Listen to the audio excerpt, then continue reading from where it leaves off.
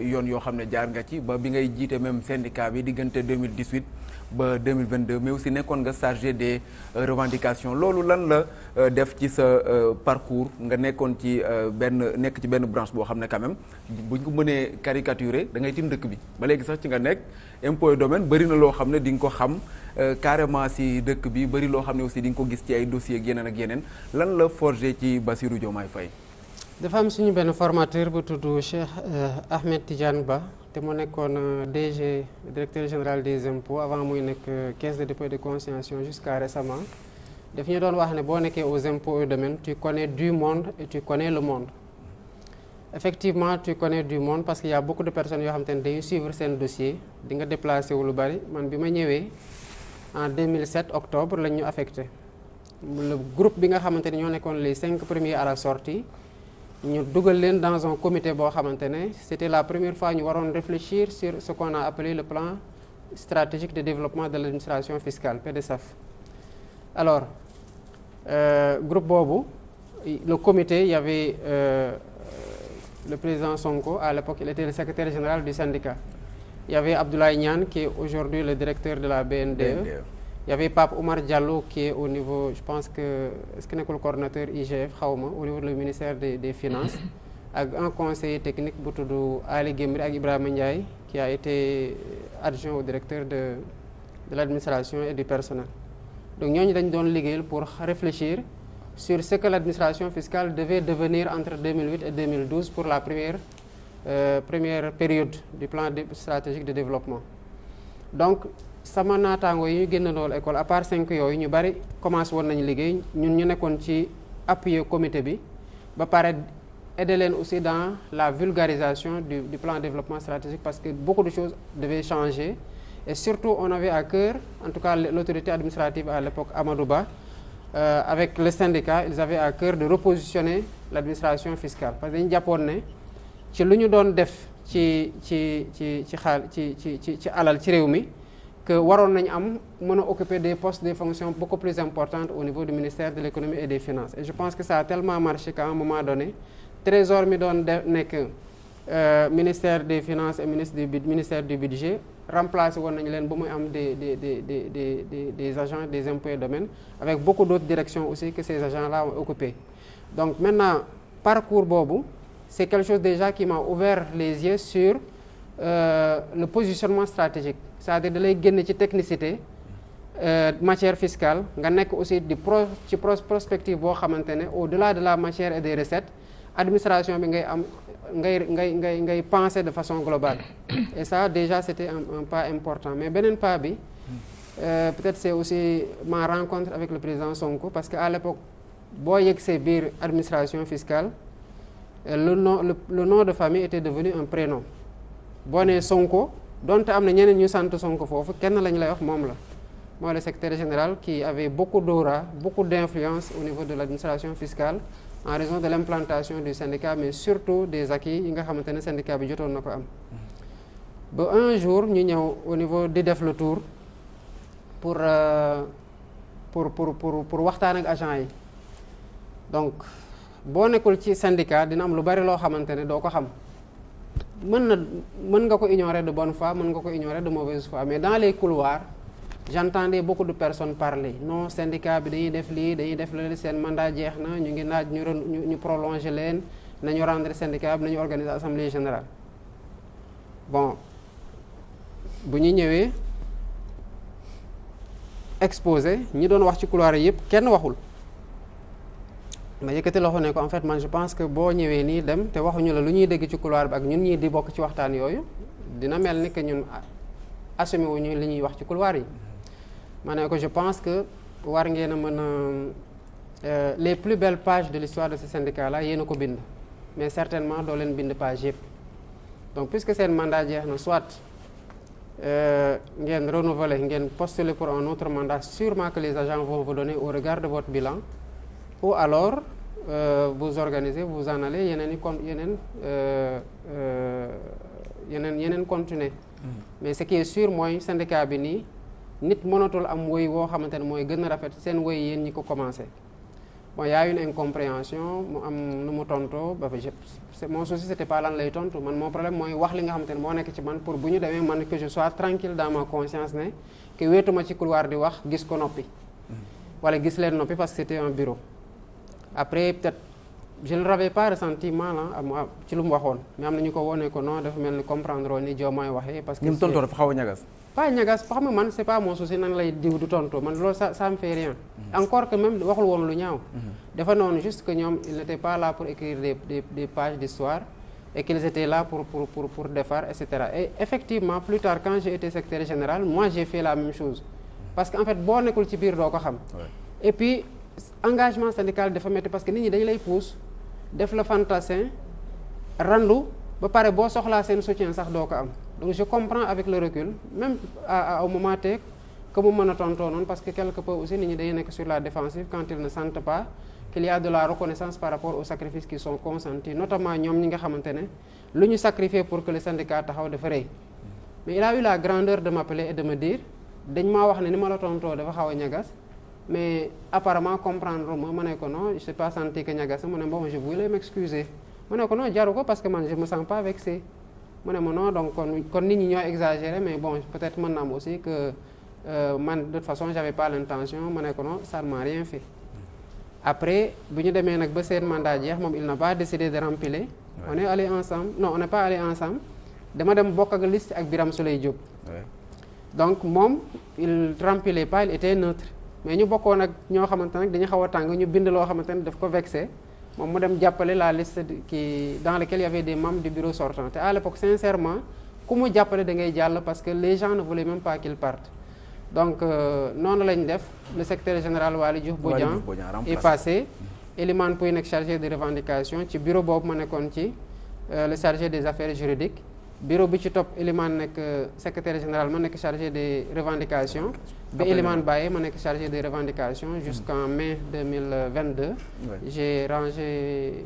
ce chapitre-là de ma vie au sein de l'administration fiscale. bi tey dafa am lu mu soxla sànq ba léegi Rama Bassirou par rapport à ça justement impôt et domaine boobu je pense que beaucoup de choses xew na foofu notamment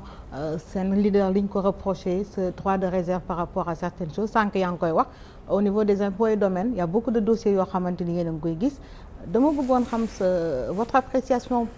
par rapport justement à ce devoir de réserve yi nga xamante ni moom la ñuy wax certaines personnes yi nga xam ne au niveau de l'administration est-ce que il est permis à la personne par exemple yenn dossiers yi nga koy gis nga am lenn looy gis ba pare on ferme les yeux sur ça ban appréciation nga am par rapport également à ce devoir de réserve bu ñu wax. non statutairement le haut fonctionnaire ou le fonctionnaire de façon générale dafa am loo xamante ne dafa tegu ci ndodam. Effectivement le devoir de réserve la discrétion professionnelle loolu yëpp c'est des choses yoo xamante ne dafay peser sur nous. mais loolu c'est là dafa am waruñu ci dugal lu ci bokkul. D'abord par rapport au président Sonko lu ñu ko radier c'est pas le devoir de réserve. moom dañ ko radier pour manquement à la discrétion professionnelle. te discrétion professionnelle boobu mooy moom entre autres wax na ne Macky Sall amul benn vision parce que ci rapport bi ko yóbbu au niveau du conseil de discipline. affaire yooyu lañ ci def jël émission boo xamante ne mu nga fa woon Mame Boye Diao nga fa woon ñu ne ko yow pas li Mame Boye Diao wax parce que loolu neex na leen. mais yow lii nga fa doon wax et cetera et cetera. maintenant boo demee ci loi portant transparence dans la gestion des finances publiques dañu leen ne fonctionnaire bi nga xamante ne dafa gis des manquements dans la gestion des finances publiques te waxewu ko mën nañu engager sa responsabilité kon devoir de réserve signifiewul la couverture des forfaits au sein de l'administration nekkul na yow da nga war a gis loo xamante ne day andi loraange ci askan wi ay nit di ko def yow nga ne da ngay noppi parce que da nga am devoir de réserve wala devoir de réserve mooy lan man ñëw naa Walfadjri def naa vérification gis naa seen compte bancaire mu am 1 milliard 5 milliards 10 milliards man awma droit génn ne ci émission bi may vérifier Walfadjri xool naa seen compte bancaire mais am nañu 10 milliards wala am nañu boru 5 milliards wala kii wala Issa mu ngi am salaire au temps parce que boo demee dans une administration ku ñëw fii def vérification de comptabilité xam na seen salaire yëpp brut au mois et à l'année est-ce que am naa droit ëllëg dem seet wax publiquement wax Issa sa salaire temps la wala ma wax ko mbokkam wala ma wax ko keneen non loolu mooy discrétion pour ak réserve yi ñu lay wax mais pas nga nekk ak nit biir administration muy luubal di sàcc di def nekk su dul noonu nga ne non discrétion professionnelle loolu couverture sàcc la. te justement la loi portant transparence dans la gestion des finances publiques nous interdit ça. mais ñu ci bari dañuy jàpp ne Bassirou Diomaye Faye dafa jël tànku Ousmane Sonko ci di sulli ay mbóoti nguur ci impôt et domaine ba ñu bari sax di wax ne dañ lay tiital décret génn ci président de la République ñu mën laa raje comme ni def Ousmane Sonko. Non mais en fait man franchement d'abord bu ñu ma ko waxalee rek dama bëgg ñu génne benn yoon bi nga xamante ne sulli naa mbuut mosul am te kenn du ne fii nii Diomaye violé na fi le secret professionnel wala le devoir de réserve man je pense que bu ñu amoon loolu ci man kon nii waxatuñ ko parce que je vois pas pourquoi ñu war a def lu ñu def Ousmane ci lu dul yoon man ma def lu ne fang ñu may protéger alors que ma président Sonko ñoo bokk xeex bi du loolu man je pense que même li may wax au niveau de l'administration fiscale c'est très rare surtout en termes d'appréciation du management wala de leneen bi ma nekkee syndicaliste la défense des intérêts matériels et moraux des agents bi ma ci nekkee je suis à cheval parce que dama amoon un mandat am na lu muy laaj boo nekkee di tandeefal doo ko matal maintenant man li ñu xam ci biir administration fiscale en termes de secret yoo xamante ne dañ ko xam dans l'exercice de notre fonction parce que man yàlla dafa def bi ma duggee rek dama nekk en contact avec les professions libérales notamment les médecins ma jógee foofu dem centre des grandes entreprises ñu confier ma la gestion du secteur public et parapublic ak des télécommunications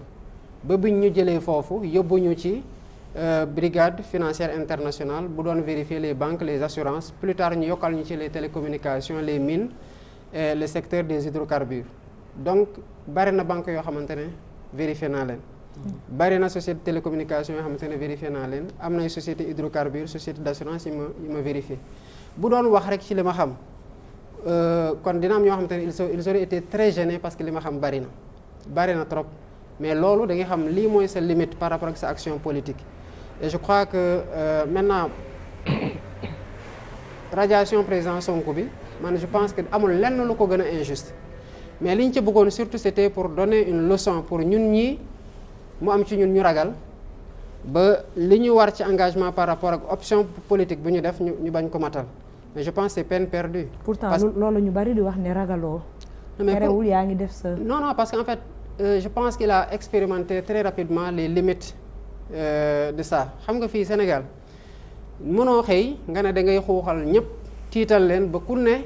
li nga waroon wax dootoo ko ñemee wax wala fi nga waroon dem dootoo fa ñemee def wala li nga war a def dootoo ko ñemee def nit ñi dañ jël engagement option la de faire la politique man bu ma yeexoon tey xëy na dina gën a métti ma yeewoon ne fii laa koy waxee Walfadjri bàyyi naa politique gars yi ñii dinañ am déception ñii dinañ ma mere ñii dinañ am appréciation bu ñu ci am mais après ça va passer kon man maa tànn pour def politique loolu nag dafa am lu mu laaj ci loo xamante ne boo nee da ngay sanjaafu nguur parce que tànn nga dem ci opposition mais dafa am risque yoo xamante ne surtout boo nekkee opposant ci époque président Macky Sall risque yooyu day peser ci yow de façon injuste par moment parce que dinañ la teg loo xamante ne soxlawul nga def seen Pape Ndiaye ngi ni deful dara lu tax ñu tey ko fu ñu ko tey kaaw Ousmane Diagne ngi fi 3 émoticônes 6 mois kaaw El Malick ni un homme vêtu aux uniformes de la bi pompé na dara président Ousmane Sonko ñu ne ko appel à l'insurrection tegal ko bracelet électronique kon boo dee sóoraale li na ci nar a fekk doo ko def parce que Martin Luther King moo doon wax ne boo bëggee xeex pour liberté wu askan il faut que yow nga libre par rapport ak yow d'abord te liberté boobu par rapport ak yow mooy nga bañ a am looy ragal ne ci lii mën na la fekk ci li ngay def da ngay def li nga war a def